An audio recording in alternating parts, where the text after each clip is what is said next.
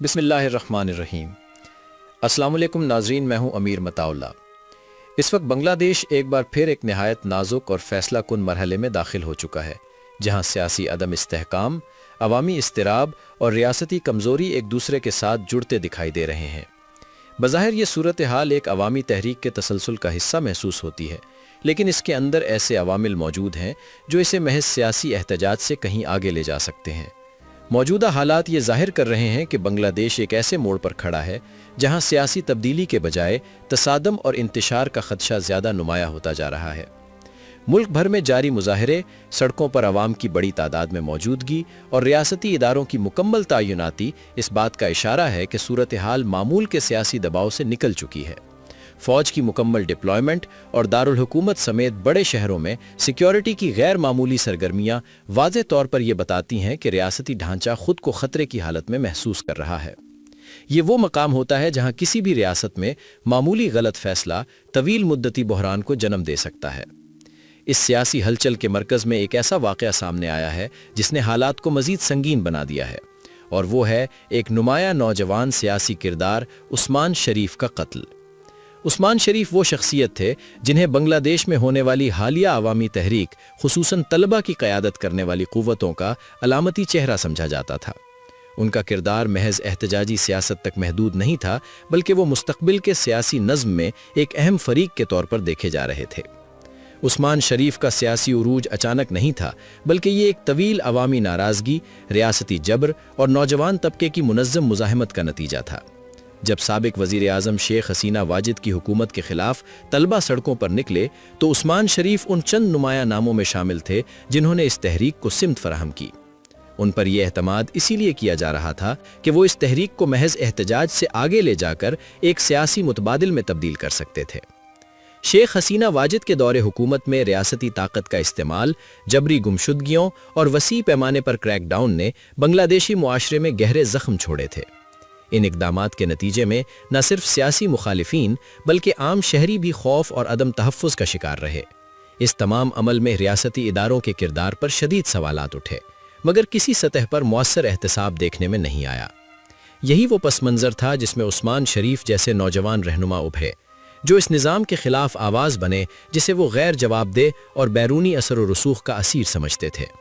ان کی مقبولیت صرف نوجوانوں تک محدود نہیں رہی، بلکہ شہری متوسط طبقہ اور سیاسی طور پر متحرک حلقے بھی انہیں مستقبل کی امید کے طور پر دیکھنے لگے تھے۔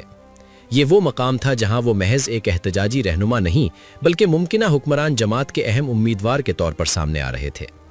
جب شیخ حسینہ واجد کی حکومت کا خاتمہ ہوا اور وہ ملک چھوڑ کر بھارت چلی گئیں تو بنگلہ دیش میں ایک عبوری سیاسی بندوبست قائم کیا گیا۔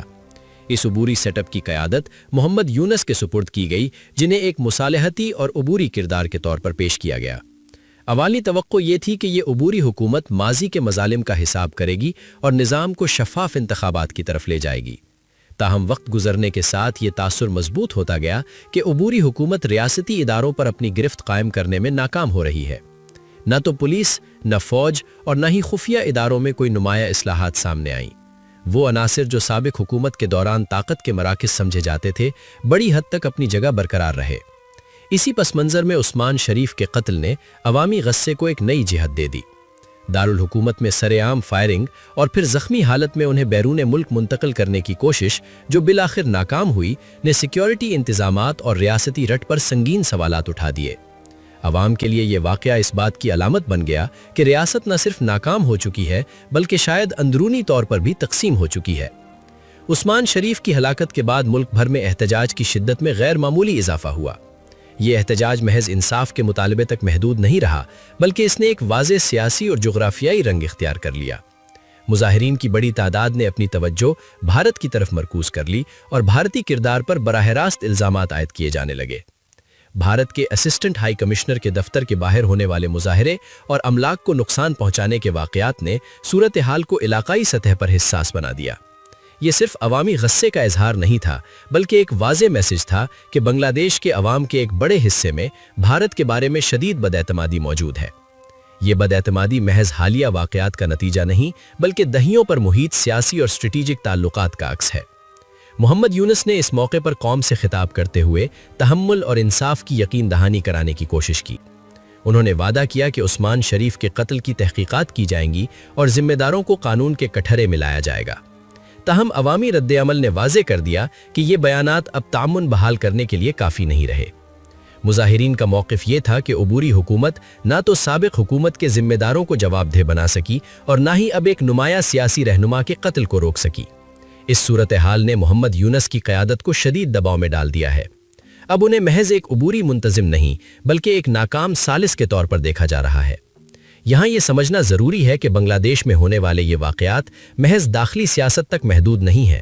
ملک کی جغرافیائی حیثیت، بھارت، چین اور پاکستان کے درمیان اس کی اسٹریٹجک اہمیت اور خطے میں جاری طاقت کے توازن نے اس بحران کو علاقائی تناظر میں لا کھڑا کیا ہے۔ یہی وجہ ہے کہ ہر واقعہ، ہر احتجاج اور ہر الزام صرف ڈھاکہ تک محدود نہیں رہتا بلکہ نئی دلی، بیجنگ اور اسلام آباد تک اس کے اثرات محسوس کیے جا رہے ہیں۔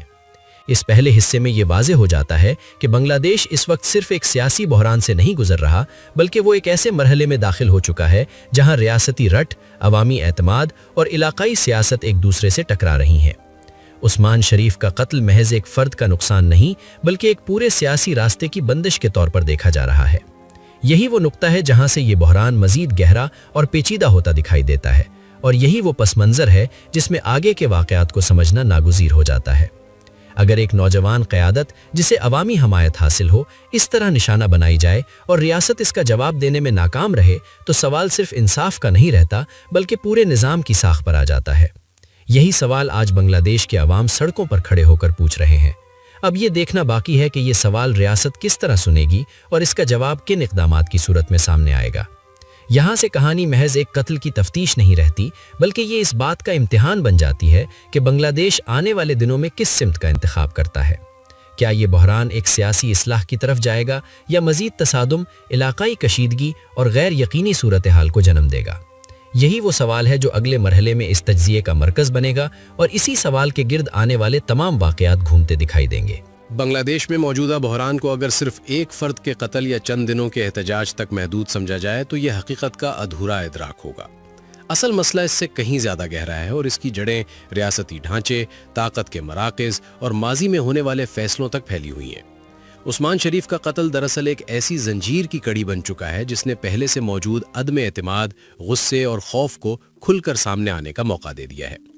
یہ بات قابل غور ہے کہ عثمان شریف کوئی عام سیاسی کارکن نہیں تھے بلکہ وہ اس نئی سیاسی نسل کی نمائندگی کر رہے تھے جو بنگلہ دیش میں پرانے نظام کو چیلنج کرنے کے لیے منظم ہو رہی تھی۔ ان کی مقبولیت کا سبب صرف حکومت مخالف بیانیہ نہیں تھا بلکہ وہ ایک واضح سیاسی خاکہ پیش کر رہے تھے جس میں ریاستی اداروں کا احتساب، خارجہ پالیسی کی از سر نو تشکیل اور نوجوانوں کی شمولیت مرکزی نکات تھے۔ یہی عناصر انہیں طاقتور حلقوں کے لیے ایک سنجیدہ خطرہ بناتے تھے۔ جب سابق وزیر اعظم شیخ حسینہ واجد کی حکومت کا خاتمہ ہوا تو عوام کو یہ امید بندھی کہ ریاستی جبر کے ذمہ دار عناصر کو قانون کے کٹہرے میں لایا جائے گا۔ تاہم وقت گزرنے کے ساتھ یہ واضح ہوتا گیا کہ اقتدار کی تبدیلی کے باوجود طاقت کا ڈھانچہ بڑی حد تک وہی رہا۔ پولیس، فوج اور خفیہ اداروں میں وہی چہرے، وہی افسران اور وہی نیٹ ورک موجود رہے جو ماضی میں فیصلہ کن کردار ادا کرتے رہے تھے۔ یہی تسلسل عوامی غصے کی ایک بڑی وجہ بن گیا، کیونکہ انقلاب یا تبدیلی کا بنیادی وعدہ احتساب اور اصلاحات سے جڑا ہوتا ہے۔ جب یہ وعدہ پورا نہ ہو تو عوام کے ذہن میں یہ تاثر مضبوط ہو جاتا ہے کہ اصل طاقت کہیں اور ہے اور منتخب یا عبوری حکومت محض ایک پردہ ہے۔ عثمان شریف کے قتل نے اسی تاثر کو مزید تقویت دی کہ ریاست اپنے اندر موجود طاقتور عناصر پر قابو پانے سے قاصر ہے۔ اس صورتحال میں بھارت کے خلاف ابھرنے والا عوامی رد عمل محض جذباتی نعرے بازی نہیں بلکہ ایک طویل سیاسی تاریخ کا نتیجہ ہے۔ بنگلہ دیش میں ایک بڑا طبقہ یہ سمجھتا ہے کہ شیخ حسینہ واجد کی حکومت کو بھارت کی مکمل سیاسی اور اسٹریٹجک حمایت حاصل تھی۔ اسی تصور کے تحت یہ خیال بھی جڑ پکڑ چکا ہے کہ سابق حکومت کے طاقتور نیٹ ورکس اب بھی کسی نہ کسی شکل میں بھارتی مفادات سے جڑے ہوئے ہیں۔ عثمان شریف کے قتل کے فوراً بعد بھارت پر لگنے والے الزامات اسی ذہنی فضا کا تسلسل ہے۔ مظاہرین کا یہ ماننا ہے کہ اگر ایک نمایاں بھارت مخالف اور نوجوان قیادت کو راستے سے ہٹایا گیا ہے تو اس کے پیچھے داخلی عناصر کے ساتھ بیرونی مفادات بھی کارفرما ہو سکتے ہیں۔ حالانکہ ان الزامات کا کوئی باضابطہ ثبوت سامنے نہیں آیا، مگر سیاست میں تاثر اکثر حقیقت سے زیادہ طاقتور ہوتا ہے۔ بھارتی سفارتی دفاتر کے سامنے ہونے والے احتجاج اور املاک کو نقصان پہنچانے کے واقعات نے بنگلہ دیش کی عبوری حکومت کو ایک مشکل امتحان میں ڈال دیا ہے۔ ایک طرف اسے عوامی غصے کا سامنا ہے اور دوسری طرف بین الاقوامی سفارتی ذمہ داریاں۔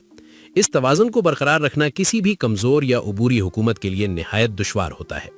محمد یونس کی قیادت میں قائم عبوری حکومت ابتدا میں ایک غیر جانبدار اور اصلاحی قوت کے طور پر دیکھی جا رہی تھی۔ ان سے توقع کی جا رہی تھی کہ وہ سیاسی کشیدگی کو کم کریں گے اور ریاستی اداروں کو آئینی دائرے میں واپس لائیں گے۔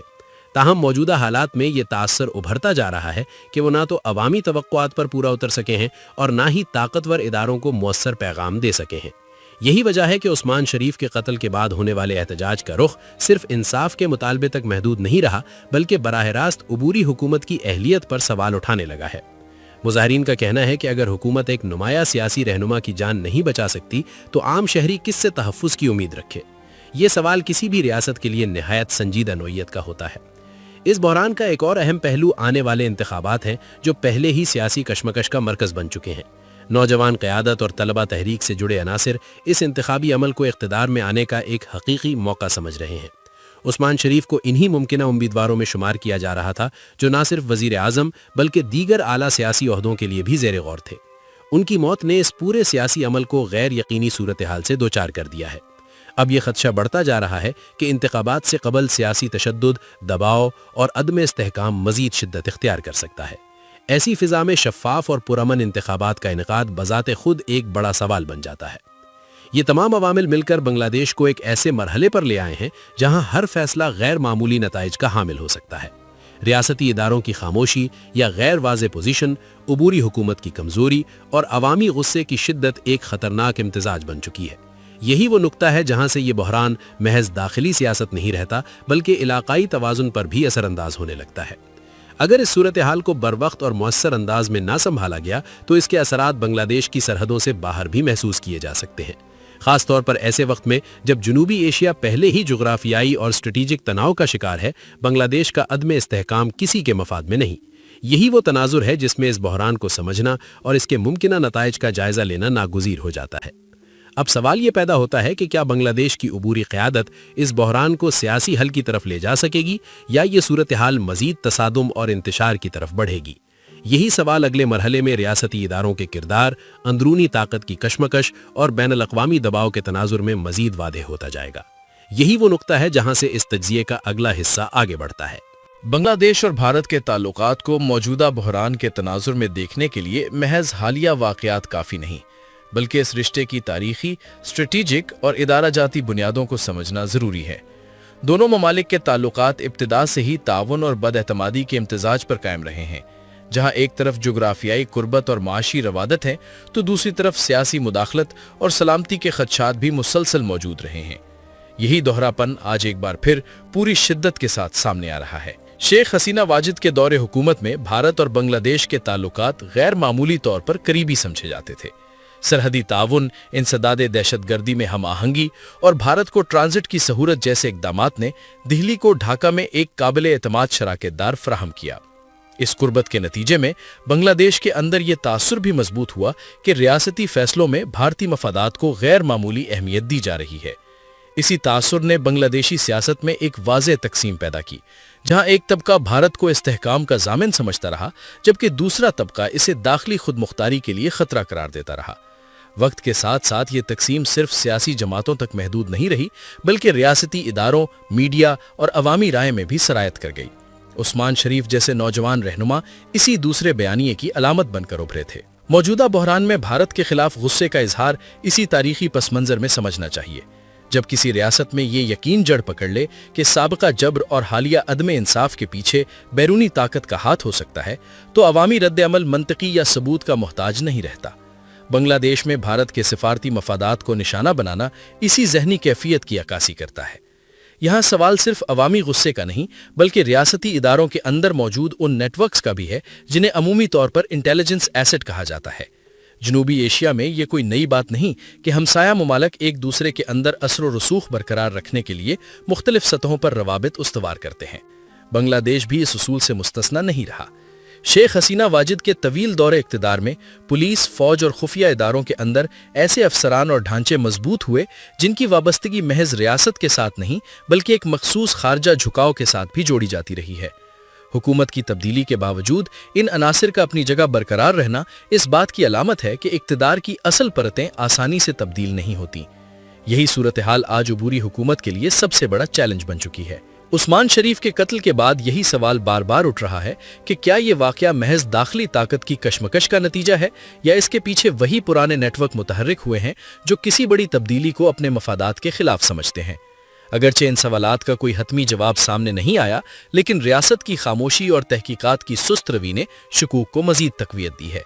सियासत में अक्सर यही खला अफवाहों और बयानियों से भर दिया जाता है। भारत के लिए बांग्लादेश की मौजूदा सूरत हाल महज एक हमसाया मुल्क का दाखिली बहरान नहीं, बल्कि एक स्ट्रेटेजिक तशवीश भी है। बांग्लादेश की जोग्राफियाई हैसियत भारत के शुमाल मशरकी इलाकों के लिए निहायत अहम है, जहां 7 रियासतें एक तंग जमीनी पट्टी के जरिए मरकजी भारत से जुड़ी हुई हैं। किसी भी किस्म की अदम इस्तेहकाम या मुखालिफाना पॉलिसी इस पूरे खित्ते के लिए मसाइल पैदा कर सकती है। इसी तनाजुर में भारत बांग्लादेश में ऐसे सियासी अनासर को तरजीह देता रहा है जो इसके सलामती खदशात को समझें और ताउन के लिए तैयार हों। ये पॉलिसी अमली तौर पर फायदेमंद हो सकती है, मगर इसका नतीजा ये भी निकलता है कि मकामी लो सतह पर खुद मुख्तारी और कौमी वकार के सवालात जन्म लेते हैं। मौजूदा एहतजाज में यही सवालात एक बार फिर शिद्दत इख्तियार कर चुके हैं। दूसरी तरफ बांग्लादेश के अंदर भारत मुखालिफ जज्बात सिर्फ जज्बाती नारों तक महदूद नहीं, बल्कि एक मुमकिना खारजा पॉलिसी की सिमत की तरफ भी इशारा करते हैं। नौजवान सियासी लियाकत और तलबा तहरीक से वाबस्ता हल्के चीन और पाकिस्तान के साथ मुतवाजिन या करीबी ताल्लुकात को एक मुतबादिल रास्ता समझते हैं। इनके नजदीक ये रास्ता न सिर्फ भारत के दबाव को कम कर सकता है, बल्कि बांग्लादेश को ज्यादा खुद मुख्तार किरदार भी दे सकता है। यही सोच भारत के लिए एक तवील मुद्दत चैलेंज बन सकती है, क्योंकि खित्ते में चीन पहले ही माशी और स्ट्रेटेजिक सतह पर अपनी मौजूदगी बढ़ा रहा है। अगर बांग्लादेश में ऐसी क़यादत उभरती है जो खुलकर चीन के साथ दिफाई और स्ट्रेटेजिक ताउन की बात करे, तो जनूबी एशिया की ताकत का तवाज़न मुतासर हो सकता है। इस इम्कान ने दिल्ली में तशवीश की सतह को पहले ही बढ़ा दिया है। इंटेलिजेंस एसेट्स के हवाले से एक और अहम पहलू यह है कि ऐसे नेटवर्क्स अमूमन बहरान के वक्त ज्यादा फाल हो जाते हैं। इनका मकसद सिर्फ मालूमात हासिल करना नहीं, बल्कि हालात को अपने हक में मोड़ना भी हो सकता है। बांग्लादेश में हालिया तशद्दुद और अदम इस्तेहकाम के दौरान ये सवाल इसलिए अहम हो जाता है कि कौन सा वाकया खुद रौ है और कौन सा किसी बड़ी हिकमत अमली का हिस्सा हो सकता है। उबूरी हुकूमत की कमजोरी ने इन खदशात को मजीद बढ़ा दिया है, क्योंकि मजबूत सियासी क़यादत ही ऐसे नेटवर्क्स को नए मुअस्सर बना सकती है। जब हुकूमत वाज़ेह सिमत देने में नाकाम हो तो ताकत के गैर रस्मी मराकिज़ ज्यादा नुमाया हो जाते हैं। यही सूरत हाल इस वक्त बांग्लादेश में महसूस की जा रही है। खित्ताई सतह पर इस बहरान के असरात पाकिस्तान और चीन तक भी फैलते नजर आ रहे हैं। पाकिस्तान के साथ बांग्लादेश के ताल्लुकात में हालिया बरसों में बेहतरी आई है, जो भारत के लिए एक हसास पेशरफ्त समझी जाती है। अगर ये ताल्लुकात सियासी और दिफाई सतह पर मजीद गहरे होते हैं तो खित्ते में नए इत्तेहाद और सफबंदियां उभर सकती हैं। चीन के मामले में सूरत हाल मजीद पेचीदा है, क्योंकि वो बांग्लादेश में पहले ही बड़े तरक्याती मंसूबों और सरमायाकारी के जरिए मौजूद है। किसी भी नई हुकूमत या सियासी धड़े के लिए चीन के साथ ताल्लुकात को नजरअंदाज करना आसान नहीं होगा। यही हकीकत भारत के लिए तशवीश का बायस है, क्योंकि चीन का बढ़ता हुआ असर व रसूख बराह रास्त इसके स्ट्रेटेजिक मफादात से टकराता है। इस तमाम मंजरनामे में उस्मान शरीफ का कत्ल महज एक फर्द का नुकसान नहीं, बल्कि एक अलामती वाकया बन चुका है। ये वाकया इस बात की याद दहानी कराता है कि बांग्लादेश में सियासी तब्दीली का रास्ता अभी भी खतरात से भरा हुआ है। साथ ही ये वाकया रियासती ताकतों के लिए भी एक इशारा है कि यहाँ होने वाली पेशरफ्तें वसीह तर असरात रखती हैं। आने वाले दिनों में ये देखना अहम होगा कि भारत इस सूरत हाल से कैसे निमटता है। क्या वो खामोश डिप्लोमेसी के जरिए अपने मफादात का तहफ़्फ़ुज़ करेगा या सख्त बयानिए और इक़दामात की तरफ बढ़ेगा। इसी तरह बांग्लादेश की उबूरी हुकूमत के फैसले भी इस बात का तयन करेंगे कि ये बहरान किस सिमत में जाता है। अगर बांग्लादेश में भारत मुखालिफ जज्बात सियासी पॉलिसी की शक्ल इख्तियार कर लेते हैं तो ये पूरे खित्ते के लिए एक नया बाब खोल सकता है। ये बाब ताउन के बजाय मुकाबले और दबाव पर मबनी हो सकता है, जिसके नताइज किसी के लिए भी आसान नहीं होंगे। यही वो नुक्ता है जहां दाखिली सियासत और रियासती हिकमत अमली एक दूसरे में मदगम हो जाती है। इस मरहले पर सबसे अहम सवाल यह है कि क्या बांग्लादेश अपनी दाखिली खुद मुख्तारी और रियासती तवाज़न के दरमियान कोई पायदार रास्ता निकाल पाएगा। ये सवाल न सिर्फ ढाका बल्कि दिल्ली, बीजिंग और इस्लामाबाद में भी तवज्जो का मरकज बनता जा रहा है। इसी सवाल के गिर्द अगले मरहले की सियासत और हिकमत अमली तश्कील पाने वाली है। بنگلہ دیش کے موجودہ بحران کو اگر چین اور پاکستان کے تناظر کے بغیر دیکھا جائے تو تصویر ادھوری رہتی ہے، کیونکہ خطے میں طاقت کا توازن اب صرف دو طرفہ تعلقات تک محدود نہیں رہا۔ بھارت، چین اور پاکستان کے درمیان جاری اسٹریٹجک مقابلے میں بنگلہ دیش کی جغرافیائی اور سیاسی اہمیت مسلسل بڑھتی جا رہی ہے۔ یہی وجہ ہے کہ ڈھاکہ میں ہونے والی ہر بڑی سیاسی تبدیلی اب علاقائی دارالحکومتوں میں بغور دیکھی جاتی ہے۔ چین گزشتہ ایک دہائی سے بنگلہ دیش میں معاشی اور انفراسٹرکچر کے شعبے میں گہرائی کے ساتھ موجود ہے۔ بندرگاہوں، توانائی منصوبوں، سڑکوں اور صنعتی زونز میں چینی سرمایہ کاری نے بنگلہ دیشی معیشت کو ایک متبادل سمت فراہم کی ہے۔ اس شراکت داری کو بنگلہ دیش کے کئی حلقے محض معاشی تعاون نہیں بلکہ اسٹریٹجک توازن کے ایک آلے کے طور پر دیکھتے ہیں۔ یہی سوچ بھارت کے لیے تشویش کا باعث ہے، کیونکہ چین کی موجودگی صرف ترقیاتی منصوبوں تک محدود نہیں رہتی بلکہ بالآخر سلامتی اور عسکری تعاون کی طرف بھی بڑھ سکتی ہے۔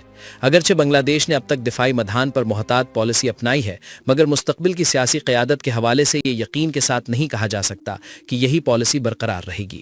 عثمان شریف اور ان جیسے رہنماؤں کے بیانیے میں چین کے ساتھ تعلقات کو کھل کر ایک متبادل قوت کے طور پر پیش کیا جا رہا تھا۔ پاکستان کے حوالے سے صورتحال قدرے مختلف مگر اتنی ہی اہم ہے۔ ماضی کے تلخ تجربات کے باوجود حالیہ برسوں میں اسلام آباد اور ڈھاکہ کے تعلقات میں بتدریج بہتری دیکھی گئی ہے۔ سفارتی روابط، تجارتی امکانات اور دفاعی سطح پر محدود رابطے اس بات کی نشاندہی کرتے ہیں کہ دونوں ممالک ماضی سے آگے بڑھنے کی کوشش کر رہے ہیں۔ بھارت کے نقطہ نظر سے یہ پیش رفت حساس ہے، کیونکہ وہ جنوبی ایشیا میں پاکستان اور بنگلہ دیش کے درمیان کسی بھی قریبی اتحاد کو اپنے لیے ایک اضافی دباؤ کے طور پر دیکھتا ہے۔ اگر بنگلہ دیش میں ایسی سیاسی قیادت ابھرتی ہے جو کھل کر پاکستان کے ساتھ تعلقات کو وسعت دینے کی بات کرے تو یہ خطے میں طاقت کے توازن کو متاثر کر سکتی ہے۔ یہی وجہ ہے کہ نئی سیاسی قوتوں کے ابھرنے پر بھارت کی تشویش محض نظریاتی نہیں بلکہ عملی نوعیت کی ہے۔ عسکری سطح پر بنگلہ دیش کی فوج اس پورے منظرنامے میں ایک فیصلہ کن عنصر ہے۔ ماضی میں فوج نے خود کو سیاسی تنازعات سے دور رکھنے کا تاثر دیا، مگر حقیقت یہ ہے کہ ہر بڑے سیاسی بحران میں اس کا کردار پس منظر میں موجود رہا ہے۔ شیخ حسینہ واجد کے دور میں فوج اور حکومت کے تعلقات نسبتاً واضح اور مضبوط تھے، جس نے ایک خاص سیاسی تسلسل کو یقینی بنایا۔ حکومت کی تبدیلی کے بعد یہ سوال شدت سے اٹھا کہ آیا فوج نئی سیاسی قوتوں کے ساتھ کس حد تک ہم آہنگ ہوگی؟ عبوری حکومت سے عوامی توقعات میں فوج کے کردار کو شفاف اور آئینی دائرے میں رکھنے کی امید بھی شامل تھی، تاہم عملی طور پر فوج نے محتاط خاموشی اختیار کی، جسے بعض حلقوں نے استحکام کی علامت اور بعض نے یقینی صورتحال کی نشانی قرار دیا۔ عثمان شریف کے مرنے کے بعد فوج کی خاموشی مزید سوالات کو جنم دیتی ہے۔ ایک ایسے وقت میں جب عوام سڑکوں پر ہیں اور ریاستی رٹ چیلنج ہو رہی ہے، فوج کا غیر واضح کردار مختلف انداز میں تعبیر کیا جا رہا ہے۔ کچھ حلقے اسے سیاسی مداخلت سے اجتناب قرار دیتے ہیں، جبکہ کچھ اسے طاقت کے موجودہ ڈھانچے کے تحفظ کی کوشش سمجھتے ہیں۔ یہی عسکری حساب کتاب آنے والے انتخابات پر بھی براہ راست اثر انداز ہو سکتا ہے۔ اگر فوج یہ محسوس کرتی ہے کہ نئی سیاسی قیادت اس کے مفادات یا ادارتی خود مختاری کے لیے خطرہ بن سکتی ہے تو انتخابی عمل پر غیر رسمی دباؤ بڑھ سکتا ہے۔ جنوبی ایشیا کی سیاسی تاریخ میں ایسے منظرنامے نئے نہیں اور بنگلہ دیش بھی اس تجربے سے گزر چکا ہے۔ انتخابات اس وقت بنگلہ دیشی سیاست کا سب سے حساس اور فیصلہ کن مرحلہ بن چکے ہیں۔ نوجوان قیادت اور طلبہ تحریک سے وابستہ حلقے ان انتخابات کو محض اقتدار کی منتقلی نہیں بلکہ ایک نئے سماجی معاہدے کے طور پر دیکھ رہے ہیں۔ ان کے نزدیک یہ موقع تھا کہ ریاستی اداروں کو عوامی نگرانی میں لایا جائے اور ماضی کے جبر کا حساب لیا جائے۔ عثمان شریف کی موت نے اس امید کو شدید دھکا پہنچایا ہے۔ اب ایک طرف خوف کا عنصر ہے اور دوسری طرف غصہ، جو انتخابی عمل کو مزید غیر مستحکم بنا سکتا ہے۔ ایسے حالات میں یہ خدشہ پیدا ہو جاتا ہے کہ سیاسی مقابلہ نظریات کے بجائے طاقت اور دباؤ کی بنیاد پر طے ہو۔ بین الاقوامی سطح پر بھی آنے والے انتخابات کو گہری نظر سے دیکھا جا رہا ہے۔ چین، پاکستان، بھارت اور مغربی طاقتیں سب یہ جاننا چاہتی ہیں کہ بنگلہ دیش کی اگلی قیادت کس سمت میں جھکاؤ رکھے گی۔ یہی وجہ ہے کہ انتخابی عمل کی شفافیت اور سلامتی محض داخلی معاملہ نہیں رہی بلکہ ایک بین الاقوامی سوال بن چکی ہے۔ چین کے لیے ایک مستحکم مگر دوستانہ بنگلہ دیش اہم ہے، جو اس کے بیلٹ اینڈ روڈ منصوبوں کو تحفظ فراہم کر سکے۔ پاکستان کے لیے یہ موقع جنوبی ایشیا میں سفارتی تنہائی کو کم کرنے کا ہو سکتا ہے۔ بھارت کے لیے سب سے بڑا چیلنج یہ ہے کہ وہ اپنی سلامتی اور علاقائی مفادات کو کسی کھلے تصادم کے بغیر کیسے محفوظ رکھے۔ ان تمام عوامل کے بیچ بنگلہ دیشی عوام کا اصل سوال کہیں گم ہوتا نظر آ رہا ہے۔ عام شہری کے لیے بنیادی مسئلہ سلامتی، انصاف اور روزمرہ کی زندگی کا استحکام ہے، جو مسلسل سیاسی کشمکش کی نظر ہو رہا ہے۔ اگر انتخابات اس بنیادی سوال کا جواب دینے میں ناکام رہے تو عدم استحکام کا سلسلہ ختم ہونے کے بجائے مزید گہرا ہو سکتا ہے۔ یہ بھی اہم ہے کہ عسکری ادارے، سیاسی جماعتیں اور عبوری حکومت اس حقیقت کو تسلیم کریں کہ طاقت کے توازن میں معمولی سی غلطی بڑے بحران کو جنم دے سکتی ہے۔ چین یا پاکستان کے ساتھ تعلقات کا توازن، بھارت کے خدشات اور داخلی خود مختاری کے تقاضے سب ایک نازک توازن کا تقاضا کرتے ہیں۔ اس توازن کو بگاڑنے والا کوئی بھی فیصلہ طویل المدت نتائج رکھ سکتا ہے۔ موجودہ حالات میں یہ کہنا مشکل ہے کہ بنگلہ دیش کس سمت میں آگے بڑھے گا۔ ایک راستہ تدریجی اصلاحات، محتاط خارجہ پالیسی اور شفاف انتخابات کی طرف جاتا ہے، جبکہ دوسرا راستہ عدم استحکام، بیرونی دباؤ اور داخلی تقسیم کی طرف ہے۔ ان دونوں کے درمیان انتخاب صرف سیاسی جماعتوں کا نہیں بلکہ ریاستی اداروں کے اجتماعی رویے کا بھی امتحان ہے۔ یہ مرحلہ بنگلہ دیش کے لیے محض ایک سیاسی موڑ نہیں بلکہ ایک تاریخی آزمائش ہے۔ آنے والے مہینے یہ طے کریں گے کہ آیا یہ ملک علاقائی سیاست میں ایک خود مختار اور متوازن کردار ادا کر پائے گا یا ایک بار پھر بڑی طاقتوں کی کشمکش کا میدان بن جائے گا۔ اسی سوال کے گرد اس بحران کا اگلا اور آخری مرحلہ تشکیل پا رہا ہے۔ بنگلہ دیش اس وقت جس مرحلے سے گزر رہا ہے وہ محض ایک سیاسی بحران نہیں بلکہ ایک کثیر الجہتی آزمائش ہے، جس میں ریاست، ادارے، سیاست، عوام اور علاقائی طاقتیں سب ایک ساتھ شامل ہو چکی ہیں۔ عثمان شریف کے قتل نے ایک ایسے عمل کو بے نقاب کر دیا ہے جو پہلے ہی سطح کے نیچے جاری تھا مگر اب پوری شدت کے ساتھ سامنے آ چکا ہے۔ یہ واقعہ کسی ایک فرد کی موت تک محدود نہیں بلکہ اس پورے سیاسی عمل پر سوالیہ نشان ہے جو تبدیلی، احتساب اور جمہوری تجدید کے وعدوں کے ساتھ آگے بڑھ رہا تھا۔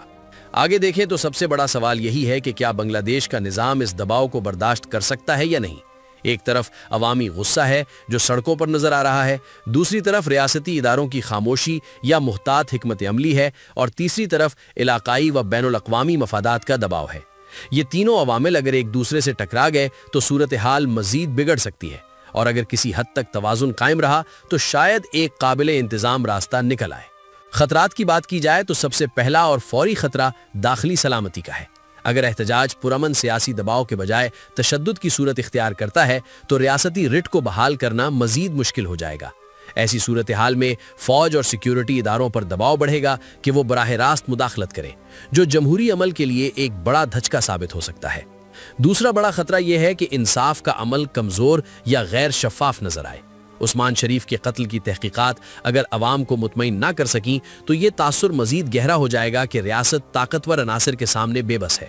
جنوبی ایشیا میں یہ تاثر اکثر احتجاجی تحریکوں کو مزید شدت دیتا ہے کیونکہ عوام سمجھنے لگتے ہیں کہ قانونی راستے بند ہو چکے ہیں۔ تیسرا خطرہ سیاسی تقسیم کا ہے جو اب نظریاتی اختلاف سے آگے بڑھ کر وجودی سوال بن چکی ہے۔ نوجوان قیادت اور پرانے سیاسی و ادارہ جاتی ڈھانچوں کے درمیان خلیج واضح ہو رہی ہے۔ اگر اس خلیج کو مکالمے اور شمولیتی سیاست کے ذریعے کم نہ کیا گیا تو یہ تقسیم مستقل عدم استحکام میں تبدیل ہو سکتی ہے۔ ان خطرات کے ساتھ ساتھ کچھ ممکنہ موڑ بھی موجود ہیں جو صورتحال کو بہتر سمت میں لے جا سکتے ہیں۔ سب سے اہم موڑ شفاف اور قابل اعتماد انتخابی عمل ہو سکتا ہے۔ اگر انتخابات ایسے ماحول میں منعقد ہو جائیں جہاں بنیادی سلامتی، اظہار رائے کی آزادی اور ادارہ جاتی غیر جانبداری کا تاثر قائم ہو تو عوامی غصہ کسی حد تک سیاسی عمل میں ڈھل سکتا ہے۔ دوسرا ممکنہ موڑ ریاستی اداروں کا کردار ہے، خاص طور پر فوج اور عدلیہ کا۔ اگر یہ ادارے خود کو واضح طور پر آئینی حدود میں رکھتے ہوئے عوامی اعتماد بحال کرنے کی کوشش کریں تو ایک نیا توازن پیدا ہو سکتا ہے۔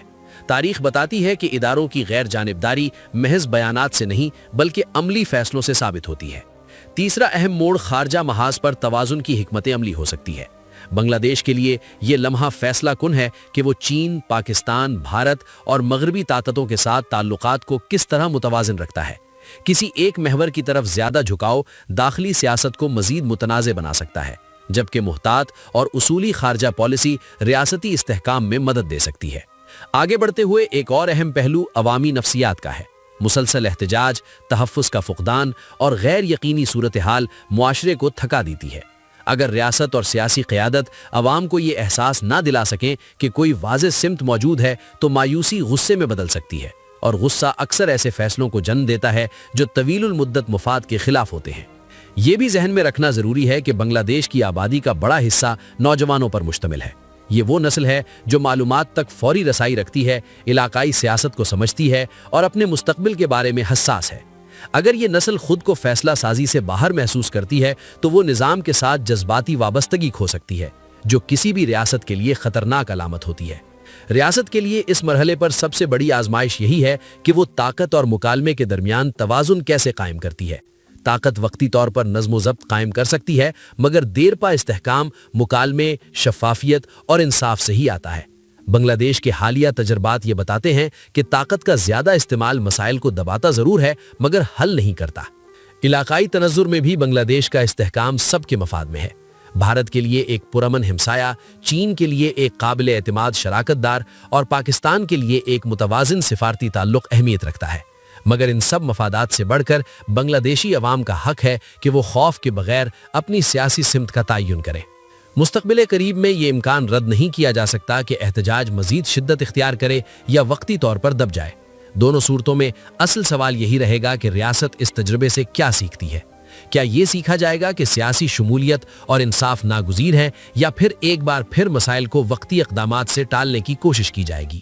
یہ بحران اس بات کا بھی امتحان ہے کہ بنگلہ دیش بطور ریاست کتنا خود مختار فیصلہ کر سکتا ہے۔ بیرونی دباؤ، اندرونی مفادات اور عوامی توقعات کے درمیان توازن رکھنا آسان نہیں، مگر یہی توازن کسی بھی پختہ جمہوریت کی بنیاد ہوتا ہے۔ اگر یہ توازن قائم نہ ہو سکا تو آنے والے برسوں میں ایسے بحران بار بار جنم لیتے رہیں گے۔ آخر میں یہ کہنا ضروری ہے کہ بنگلہ دیش اس وقت کسی ایک فیصلے یا ایک واقعے کے نتیجے میں نہیں، بلکہ برسوں کے جمع شدہ تضادات کے بوجھ تلے کھڑا ہے۔ عثمان شریف کا قتل ایک علامت ہے، وجہ نہیں۔ اصل وجہ وہ نظامی کمزوریاں ہیں جن کا سامنا کیے بغیر کوئی بھی سیاسی تبدیلی پائیدار نہیں ہو سکتی۔ اب سوال یہ ہے کہ کیا بنگلہ دیش اس لمحے کو ایک اصلاحی موڑ میں بدل پائے گا، یا یہ بحران ایک اور طویل عدم استحکام کی بنیاد بنے گا؟